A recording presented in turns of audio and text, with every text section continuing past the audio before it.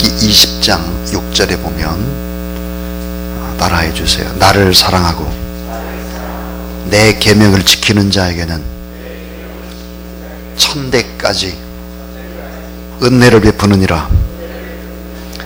여러분, 여호와 하나님을 사랑하고 여호와 하나님을 경외함으로 말미암아, 그리고 그 계명 하나님의 말씀을 지켜서 약속대로 천대까지 은혜를 베푸는 하나님의 축복이 여러분과 여러분의 가문에게 임할 수 있게 되기를 주의 이름으로 축원합니다. 오늘은 자녀교육의 원리 가운데 집중의 원리, 그래서 이 집중이 얼마나 중요하냐 하는 이야기를 드리려고 합니다.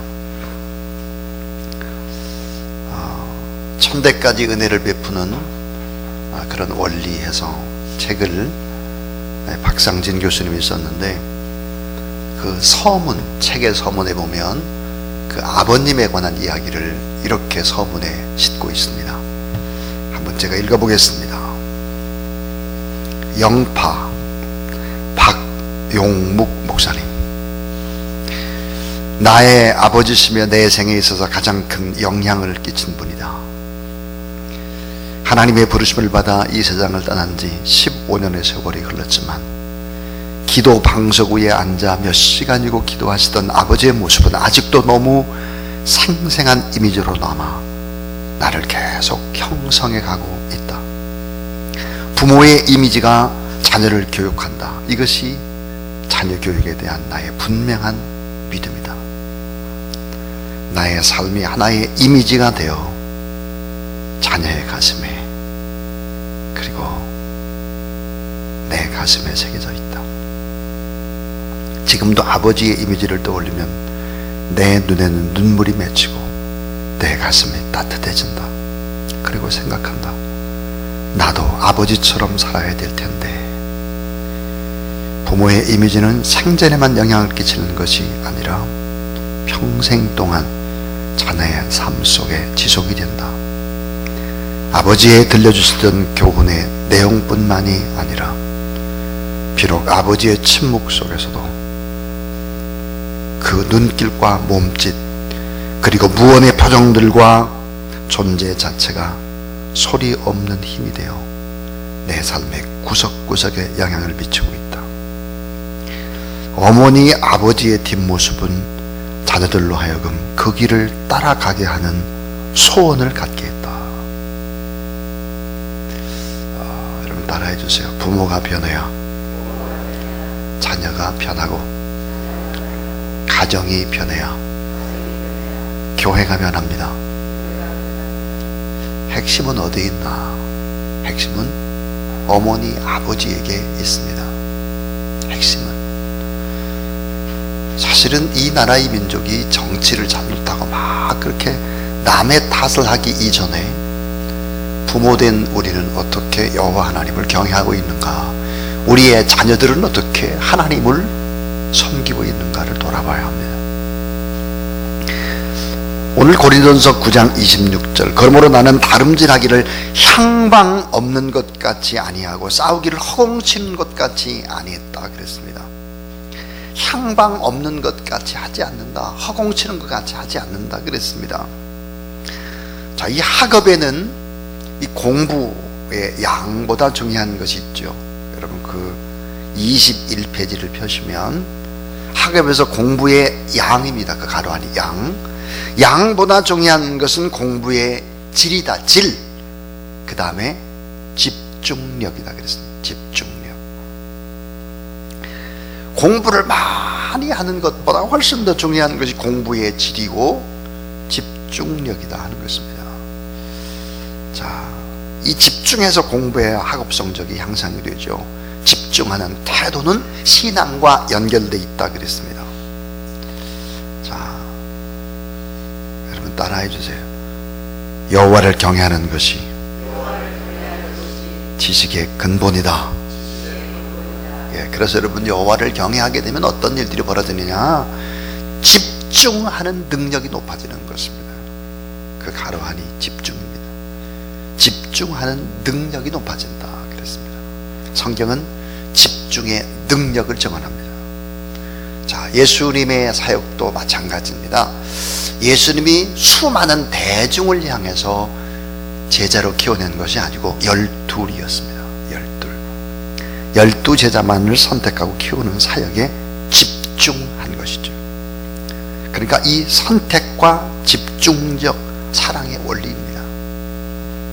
자, 선택과 집중적 사랑의 원리다. 이 12 제자 가운데 또 특별히 데리고 다니면서 보여주고 기도하고 함께 사랑을 나눴던 것이 바로 베드로, 야고보, 요한이죠. 자, 여러분, 그 집중의 힘은 거기 남아있죠. 집중의 힘은, 거기 한번 네 줄을 한번 같이 읽어보겠습니다. 자, 시작. 집중의 힘은 돋보기로 햇볕을 모으는 것과 같습니다. 초점을 맞춰서 집중적으로 햇볕을 모으면 종이에 불이 붙는 것과 같습니다. 수도꼭지에서 떨어지는 물도 계속 집중적으로 떨어지면 시멘트 바닥을 뚫게 됩니다. 이게 바로 집중의 힘이고 집중의 능력이고 집중의 기적입니다. 그러니까 아주 단순하게 계속해서 반복하고 그렇게 하게 되면 엄청난 능력이 나타난다 하는 거죠. 자, 사도 바울의 생애는 나의 다름질이 향방 없는 것 같지 아니하고 싸우기를 허공치는 것 같지 아니하며라고 고백을 하는 것은 그의 집중력을 보여줍니다. 집중력. 자, 사도행전 20장 24절에 보니까 나의 달려갈 길과 주 예수께 받은 사명 곧 하나님의 은혜의 복음을 증거하는 일을 마치려면 나의 생명을 조금 더 귀한 것을 여기지 아니하노라. 이 일을 다 한 것이 아닙니다. 주님의 복음을 증거하는 일에만 초점을 맞췄다. 그 길로 달려갔다 하는 것입니다. 자, 빌립보 3장 13절 14절은 앞에 있는 것을 잡으려고 표대를 향하여 목표를 향해서 그 길로 그냥 계속 달려가는 것입니다. 사도행전 3장 4절에 보니까 베드로가 요한과 더불어 주목하여 이르되 주목했다. 이 주목이란 뭡니까? 집중했다는 거죠. 눈을 상대에게 고정시키는 것입니다. 주목이라고 하는 것이. 그때 기적이 일어나는 거예요. 기적. 자, 22페이지를 보면, 자, 거기 보면 여호와를 경외하는 사람은 하나님께 집중한다는 거예요. 하나님께. 자, 하나님은 비전을 주시는데 이 비전은 바른 방향을 보는 것이요. 이 비전은 목적과 철학과 깊은 관계를 맺습니다. 바른 비전을 품은 자는 한 방향으로 열정을 가지고 달리고 한 가지 일에 집중합니다. 그렇습니다. 그래서 여러분, 이 비전이나 인생의 목적이나 철학이나 이 다 같은 길로 다니는 것입니다. 길이 같아요. 이게 길이. 자, 지금까지 무슨 얘기를 했느냐? 그 1번 집중은 기적과 능력을 일으킵니다. 기적. 자, 집중은 기적과 능력을 일으킨다. 이 일도 잘하고 저 일도 잘하고 이것저것 다 전문가가 될 수는 없죠, 사실은. 그래서 인생의 고수들, 우리에게 선한 영향력을 끼치는 고수는, 자, 어떻게 일을 시작하느냐? 이것저것 다 시작하는 것이 아닙니다. 어떻게 시작하느냐? 한 가지에 집중해가지고 한 가지를 뚫는 거예요. 한 가지를 뚫었어요. 한 가지의 전문가가 됐어요. 그 뚫린 방법을 가지고 똑같이 다른 일에 적용을 하니까 또 다른 것이 뚫리는 거예요. 다른 것이 또 뚫리고 또 다른 것에 집중을 하면 또 뚫리는 거예요. 왜? 뚫리는 방법이 어떻게 해야 되는 원리들을 터득했기 때문입니다. 그래서 이것저것 산만하게 일을 시작해서는 아무것도 못하죠. 공부를 잘 못하는 사람들의 특징이 뭐냐? 이 학원 저 학원 뺑뺑이로 계속 돌아다니는 아이들이에요. 집중 못합니다. 그래서 여러분, 참 중요한 것이 집중은 기적과 능력을 일으킵니다 하는 거예요. 2번 읽어보겠습니다. 자, 시작. 예배의 집중은 공부에도 집중하는 힘을 얻습니다. 예배의 집중은 공부하는데도 집중하는데 힘을 얻습니다. 힘. 저는 전도사님이 설교를 해도, 부목사님이 설교를 해도, 제가 어느 교회를 가도, 어느 자리에 앉아도 제가 꼭 하는 일이 있습니다. 그것은 펜을 가지고 그 메모를 하는 것입니다. 그때 보면 내가 생각하지 못했던 일들을 교훈으로 받게 되는 것이죠. 항상 예배의 집중은 공부에도 집중하는 힘을 얻는 것입니다. 자, 거기 동그라미가 있어요. 신앙은 삶의 태도는 학업의 능력을 향상시킨다 그랬습니다. 여호와 하나님 앞에 예배드리는 일에 집중을 하게 되면 삶의 태도가 바뀔 수밖에 없죠. 왜? 하나님 앞에서 오늘 우리가 서 있는 이 모습이 믿음이기 때문입니다. 믿음. 그래서 자주 여러분에게 제가 드리는 얘기가 있습니다. 전 이 강대상에서 여러분의 미래를 고스란히 내다볼 수 있습니다. 왜? 예배드리는 태도가 곧 미래니까요. 하나님 앞에 집중하는 사람이 결국은 어때요? 기적을 일으키고 뭔가를 뚫죠. 볼 수 있습니다. 제가 이렇게 확신하는 이유가 있습니다. 제가 만약에 이 교회 저 교회를 팔랑팔랑 옮겨다니는 목회자라면 못 봤을 겁니다. 그래서 저는 교회를 그렇게 옮겨다닌 기억이 없습니다. 제 기억에. 대학을 다녀서 대학원 마칠 때까지 7년 6개월을 한 교회에서 부교육자 시절을 역사가 아주 깊은 마산 문창교에서, 경남의 모교회에서 5년, 그리고 이 교회에서 25년입니다. 그러니까 알 수 있습니다. 목회자는 여러 사람의 몫의 인생을 대신 삽니다. 그를 위해서 기도하며, 그분이 아프면 저도 아프고, 그분의 어떤 고통이 있으면 저도 고통하며 기도하고 축복하고, 그래서 알 수 있는 것입니다. 자, 예배의 집중, 이거는 공부의 집중이죠. 결국은 어때요? 삶의 태도, 학업 향상이 좋을 수밖에 없고, 그래서 결국은 여호와를 경외하는 사람이 어때요? 목표에 도달하고 엄청난 힘을 발휘할 수밖에 없는 것이죠. 자, 신명기 6장 5절 우리가 잘 아는 대로 너는 마음을 다하고, 그 다음에 뭐야? 뜻을 다하고, 그 다음에 힘을 다하여 내 하나님 여호와를 사랑하라 그랬습니다. 자, 마태복음 22장 37절부터 38절. 자, 내 마음을 다하고, 그 다음에 보니까 목숨을 다하고, 또 뜻을 다하여 주 너의 하나님을 사랑하라 하셨으니 이것이 크고 첫째 되는 계명이 그랬습니다. 여기서 보니까 마음을 다하고, 뜻을 다하고, 힘을 다하고, 목숨을 다하고, 이게 뭘까? 다하고가 뭡니까? 다하고의 뜻은 집중하라는 말이에요. 집중하라. 그래서 마음을 집중하고, 뜻을 집중하고, 목숨을 집중하고, 하나님을 사랑하고 예배하는 일을 집중하는 것입니다. 예배는 본질상 어때요? 집중력을 필요로 합니다. 하나님 한 분만을 다 잊어버리고 바라보는 것이기 때문이죠. 설교를 집중해서 경청하고 들어야 합니다. 그리고 설교를 메모해야 합니다. 기도를 집중해서, 찬송도 집중해서. 자, 거기 여러분 22페이지 맨 밑에 예배의 집중력은 전이 됩니다. 전이. 예배의 집중력은 전이 되는 것입니다. 무슨 말입니까? 하나님 앞에 예배 드리면서 집중했던 사람이 다른 일도 집중해서 할 수 있는 것입니다. 예배 시간에 핸드폰을 본다, 왔다 갔다 한다, 이런 사람들은 절대로 큰 일을 할 수가 없습니다. 그래서 여호와를 경외하는 자녀가 지식의 근본이 될 수 있는 또 하나의 연결고리는 신앙과 태도와 학습이 연계되어 있습니다. 그것은 미래와 연결되어 있습니다. 이게 바로 성경입니다. 이게 바로. 자, 또 아주 중요한 얘기를 하려고 합니다. 자, 이 세 번째 너무 중요한 것이 뭐냐면, 왜 집중을 못할까 하는 거예요. 집중을 하려면 기본기가 있어야 되는데, 그 기본기가 뭘까? 세 번째는 정서적 안정감입니다. 정서적 안정감이죠. 자, 이 정서적 안정감을 줄 수 있는 사람은 부모요, 교사입니다. 특별히 가정이죠, 가정.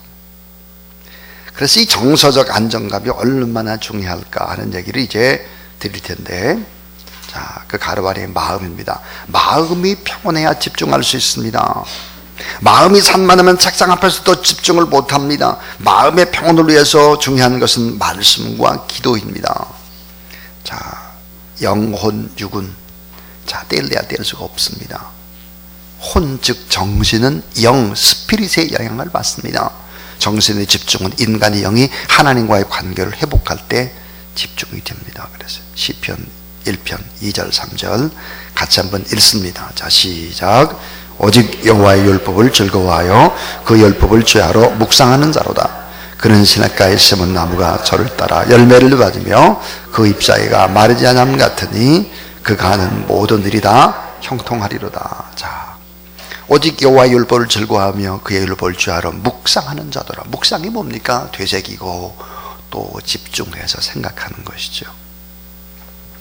그래서 결국은 그 밑에 말씀을 붙잡고 기도하면 염려와 근심을 극복합니다. 모든 상념이 가라앉게 됩니다. 마음이 차분하게 됩니다. 그래서 거기 지금까지 두 가지 얘기를 했었죠. 집중은 기적과 능력을 가져옵니다. 기적과 능력을 가져옵니다. 공부를 처음에 잘 못할 수 있습니다. 삶의 두각을 잘 안 나타낼 수도 있습니다. 그런데 계속 시간에 따라 계속하는 것입니다. 계속. 머리가 다 IQ가 다 다를 수 있고요. 감성지수가 다 다를 수 있는데 이걸 계속 하게 되면 이게 쌓이게 되는 것이죠. 그래서 이 집중은 기적과 능력을 가져온다 그랬고요. 예배의 집중은 공부에 집중을 가져온다 그랬어요. 그 다음 지금 하는 것이 바로 정서적 안정감이 집중을 가져온다 그랬습니다. 자, 거기 보면 대한민국은 사교육에 속고 있다. 박재원 교수는 공부의 성공 요인의 상관관계를 설명합니다. 그게 뭘까? 재능이 있어야 된다는 공부와 재능, IQ가 있어야 된다는 거예요. 노력을 해야 되는데 열심히. 그 다음 환경이 또 중요하다. 그 다음에 정서다. 정서 그랬습니다. 이 네 가지 요인이 성공의 요인이다 그랬거든요. 부인할 수 없습니다. 재능과 노력과 환경과 또 정서. 그런데 이 네 가지의 성공 요인 가운데도 가장 중요한 것의 핵심이 되는 핵심이 뭘까? 그것은 바로 정서적인 안정감이라고 하는 것입니다. 정서적인 안정감이에요. 이게 우리가 착각하는 것이 있습니다. 머리가 좋으니까 열심히 아이가 공부하니까 또 우리가 좋은 환경에서 뭐 학원도 보내고 뭐 이렇게 하니까 뭐가 되겠지. 천만의 말씀. 가장 중요한 것은 바로 정서적인 안정감이라는 사실을 모르면 안 됩니다. 자, 부모가 아이 앞에 싸워요. 자꾸 다투고 이혼합시다 뭐 하고. 아이들이 책상 앞에서 공부가 될 리가 없죠. 환경이 나빠도 이 아름다운 정서적인 관계를 잘 유지하는 것은 너무 중요하죠. 그런데 만약에 여러분 부부간의 관계가 그렇게 나쁘고 뭐 또 싸우고 막 이런다고 할지라도 초강력적인 힘이 있습니다. 그게 뭘까요? 우리의 자녀의 마음속에 여호와 하나님을 사랑하는 마음, 여호와를 경외하는 마음이 있다면 그 환경의 어려움을 또 어때요? 뛰어넘을 수 있는 힘이에요. 유일한 힘이 하나님의 사랑이라는 걸 알아야 돼요. 자, 정서적 안정감. 그래서 여러분 예배를 잘 드리게 되면 결국은 어때요? 뭐가 예배 드리면서 또 깨닫게 되냐? 정서적인 안정감을 찾습니다. 내 잘못이 뭐구나. 내가 이렇게 살아야 되겠구나. 하나님이 나를 이렇게 위로해 주는구나. 그래서 어때요? 치유와 회복을 얻는 거예요. 자, 그 밑에 감성이 이성보다 더 중요합니다. 정서적 유대감이 더 중요합니다. 감성, 정서적 유대감이 참 중요하다. 자, 24페이지 보시면 자, 정서적인 친밀감이 참 중요하다 그랬어요. 자, 우리 노력론자들 공부의 양이 중요하다 해서 공부의 양, 책상에 무조건 앉아있으면 된다. 환경론자 사회경제적인 조건이 중요하다. 조건. 돈이 있으면 다 된다. 천만에 자녀 교육만은 안 됩니다. 뭐 스카이 대학에 들어갔다, 그게 다가 아닙니다. 재능론자, 선천적으로 머리가 중요하다고 생각하는 거예요. 정서론자, 정서적 안정감이 중요하다고 말을 합니다. 자, 그러므로 제일 중요한 것이 정서적인 안정감이라고 그랬어요. 그럼 하나님과의 관계, 부모님과의 친밀감이 너무나 중요하다는 것입니다. 그 밑에 두 줄을 한번 또 우리 읽어보죠. 자, 시작. 여호와를 경외하는 신앙이 부모와 자녀의 관계를 회복시켜서 마음과 정서가 안정케 되고, 이 같은 긍정적인 태도와 정서가 학업 성취에 중요합니다. 그러니까 주일날 무슨 학원에 특강이 있다고 그래가지고 아이들을 그곳에 보낸다. 얼마나 어리석은지 모릅니다. 눈에 보이는 점수 찍기를 잘하고, 예를 들어서 어떤 비법을 배우고, 그런 실수를 범해서는 안 되는 것입니다. 자, 오늘 이제 아주 중요한 것 가운데 네 번째, 저는 오늘 제일 집중하는 것이, 중요한 것이 네 번째라는 생각이 들어요. 그 네 번째가 뭘까? 선행학습은 집중력을 떨어뜨립니다. 선행학습. 이 선행학습은 학습에 대한 호기심과 흥미를 저하시킵니다. 그러므로 집중적으로 공부하는 것을 가로막습니다. 그랬어요. 이 선행학습이 뭐냐? 학교 들어가기 전에 이미 한글 다 띄고 영어 공부 일찍 시키고, 이거 꽝이에요. 이게 여러분, 이걸 아셔야지 돼요. 이건 전문가의 얘기입니다. 한글은, 세계에서 한글은 가장 쉽게 읽을 수 있습니다. 가장 쉽게. 한글은 가장 쉽게 읽을 수 있습니다. 그러나 한글의 의미는 너무 깊습니다. 단어의 깊은 의미를 쉽게 깨닫기란 너무 어려운 것이 한글입니다. 자, 왜 이렇게 한글은 쉽게 읽어지기는 하는데 단어와 그 깊은 의미를 잘 몰라요. 그러니까 실질적인 문맹률이 우리나라가 OECD 국가에서 가장 높다는 거예요. 실질적인 문맹률이 말도 안 되는 소리, 말이 됩니다. 자, 우리나라의 단어같이 어려운 단어가 없습니다. 대단히 어렵습니다. 왜 그럴까요? 긴 역사와 문화를 가지고 있기 때문에 그렇습니다. 모든 소리와 흔들리는 방향도 다 의성어와 의태어로 다 표시할 수 있습니다. 영어는 간단합니다. 한국의 의성어, 의태어는 뭐 표현이 말도 못합니다. 의성어가 뭡니까? 사물의 소리나 인간이 내는 소리를 흉내내는 말입니다. 예를 들어서 뭐 멍멍, 꼬꼬대 꼬꼬, 깨꼴 깨꼴, 덜컹덜컹, 아삭아삭, 졸졸, 쿨쿨, 우당탕, 이런 게 다 표현이 가능합니다. 영어는 이런 표현 도저히 있을 수 없습니다. 예. 우당탕, 쿵탕, 와장창, 표현이 다 같아요. 한국말은 다 다릅니다. 의태어를 볼까요?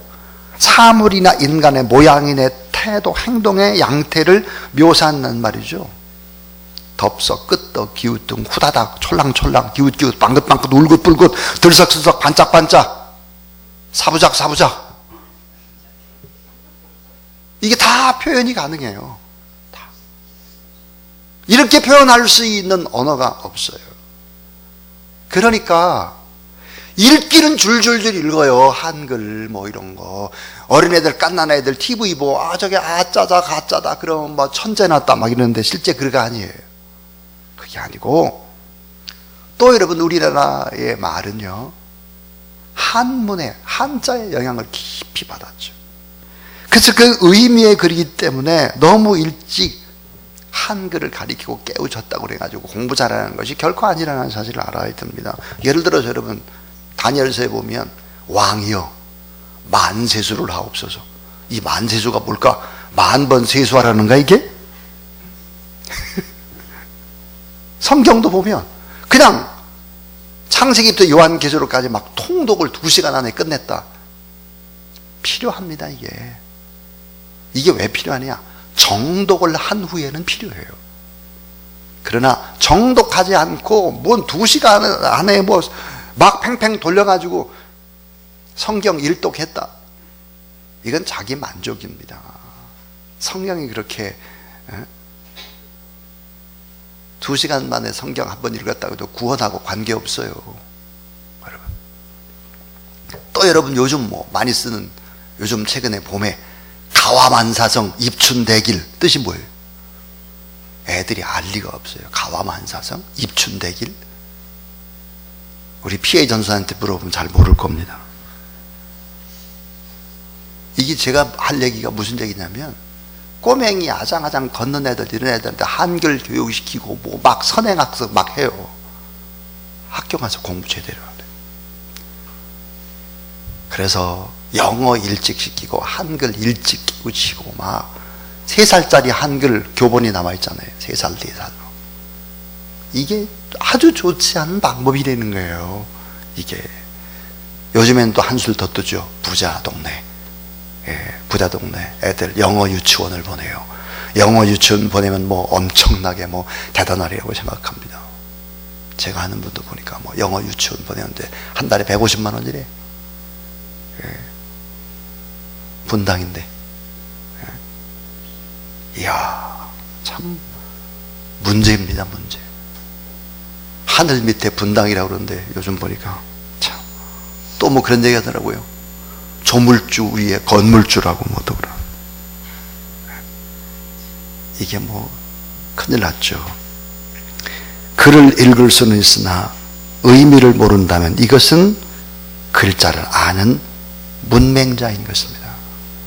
그러니까 이 말을, 글자를 너무 일찍 가르치려고 하는 선행학습 집중력 떨어뜨려요. 학원에서 모든 공부 다 끝나고 학교에 가서 꾸벅꾸벅 졸고, 이런 선행학습 학원이 필요하긴 하지만 이런 것이 너무 과열될 때 이게 큰 집중력을 떨어뜨린다 하는 것입니다. 자, 거기 보면 선행학습은 자, 호기심과 흥미를 저하시킵니다. 그러므로 집중적으로 공부하는 것을 가로막습니다. 자, 이 교육개발원의 2001년 연구 결과에 의하면 선행학습, 사교육을 받은 학생들이 고등학교 2학년 때 오히려 성적이 급락했다고 발표를 했습니다. 학교에서 중요한 것은, 자, 거기 이제 표시해 보세요. 호기심, 흥미, 깨달음의 기쁨. 그 다음 선행학습이 호기심과 흥미를 떨어뜨린다는 거예요. 학습에 중요한 것은 호기심이고 흥미이고 깨달음인데 이 선행학습은 이것을 떨어뜨린다 하는 것입니다. 자, 거기 보면 학생들은 중복교육의 현상 속에서 집중력이 떨어지고 시간에 쫓기고 엄마에게 등 떠밀려서 공부하게 되고. 근데 그 핀란드 교육의 특징이 나옵니다. 핀란드 교육의 특징 한번 우리 같이 한번 읽어볼까요? 자, 시작. 새로운 학년이 시작되기 전 긴 시간 동안 학교육보다는 마음껏 놀게 합니다. 노는 것도 집중에 효과가 있습니다. 잘 놀아야 공부도 집중해서 할 수 있습니다. 지혜로운 부모는 공부만 시키지 않고 놀게 만드는 부모입니다. 자, 5번째가 뭐니까 3비입니다. 3가지 비. 3비로 즐겁게 집중하게 하라. 뭐든지 즐겁게 해야 집중할 수 있습니다. 우리 아이들이 좋아하는 스포츠나 이런 게임을 할 때는 집중하는 것을 종종 보죠. 그래서 표정이나 몸짓이나 눈빛을 보면 알 수 있습니다. 아이들이 즐겁게 몰입하는 3가지의 방법이 뭘까? 그 3가지의 방법이 바로 하나가 재미입니다. 재미. 호기심 있는 내용. 뭐 장학 퀴즈, 골든벨 뭐 이런 거 있잖아요. 애들이 좋아하는 거. 재미. 그 다음 또 흥미. 그 다음에 의미입니다. 재미, 흥미, 의미. 3비예요. 3비. 그래서 이 3비로 즐겁게 집중하게 하라 하는 것이죠. 로버트 쿨만이라고 하는 사람이 책을 썼습니다. 예수님의 제자 훈련입니다. 예수님은 어떻게 12제자를 키워내가지고 그들을 통해서 이 세상의 지축을 흔들어 놨을까? 예수님의 제자 훈련의 원리가 뭘까? 그 원리가 세 가지다 그래요. 이 원리는 참 공부에도 그대로 집중이 됩니다. 그 하나가 뭐냐면 선택의 원리입니다. 많은 대중이 아니라 선택의 원리다. 사실 요즘 자녀가 대부분 다 1명, 2명, 많아야 3명이잖아요. 대부분 다 1명 내지는 2명이 더 많고 3명은 좀 적죠. 그러니까 작은 수란 말이에요. 그러니까 이게 선택과 또 하나 두 번째 원리가 집중인데요. 집중할 수 있잖아요. 집중. 선택과 집중의 원리. 그 다음 또 하나는 인격적 관계의 원리 그랬습니다. 인격적 관계. 어떻게 하면 인격적인 관계를 잘 맺어가겠나. 이게 예수님의 제자 훈련의 방법이었다. 로버트 콜만이 그렇게 말했습니다. 선택의 원리, 집중의 원리, 인격적 관계의 원리. 많은 숫자보다는 작은 수를 가지고 집중하는 것이죠. 인간관계 원리. 그래서 제가 종종 하는 소리가 있습니다. 큰 교회에서는 훌륭한 주님의 제자가 나오기가 어렵습니다. 예, 정말 어렵습니다. 그것은 이미 증명된 것이죠. 자, 이제 오늘 공부한 내용들 거기 이제 쭉 나와 있습니다. 1번, 집중은 기적과 능력을 가져옵니다. 예배의 집중, 공부의 집중과 연결됩니다. 정서적 안정감이 집중할 수 있게 만드는 요인입니다. 선행학습은 집중을 못하게 만듭니다. 근데 가능한 한 너무 일찍부터 공부를 막 시키고 그렇게 해서는 안 되는 것이죠. 미국의 공부를 보면 초등학교, 중학교, 고등학교 다 놓습니다. 전부 다. 늘 놀아요. 대학 가면 공부를 시작합니다. 엄청나게 하죠. 공부를. 우리는 대학 가면 그냥 입학에서부터 오리엔테이션부터 술판이에요. 공부 안 해요. 대학 가면은 집중적으로 공부하기보다는 방황을 더 많이 하고 갈등을 하고 그렇게 돼 있죠.